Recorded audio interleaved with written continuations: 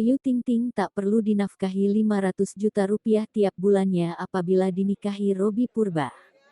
Hal tersebut disampaikan dalam video yang diunggah di YouTube Robby Purba, Sabtu, tanggal 10 Juli tahun 2021. Dalam kesempatan itu, Ayu Ting Ting bertanya kenapa Robby Purba tak datang di perayaan ulang tahunnya. Sang presenter pun mengaku tidak diundang atau diminta datang oleh adik Ayu Ting Ting. Untuk merayakan hari ulang tahun sang pedangdut, Robby Purba telah menyiapkan kue. Setelah meniup lilin, ia juga turut memberikan Ayu Ting Ting sebuah kado.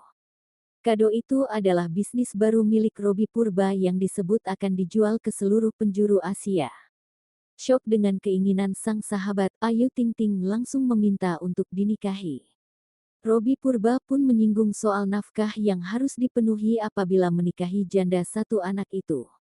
Di mana pihak Ayu Ting Ting entah serius atau bercanda, mematok nafkah 500 juta rupiah tiap bulannya. Lantas, mantan istri Enji Baskoro itu menegaskan khusus Robby Purba tak perlu memenuhi nominal itu. Mengetahui itu, presenter kelahiran tanggal 25 Juli ini menyebut nominal nafkah Rp500.000 sebulan. Akan tetapi Ayu Ting Ting langsung menolak mentah-mentah tawaran nafkah tersebut.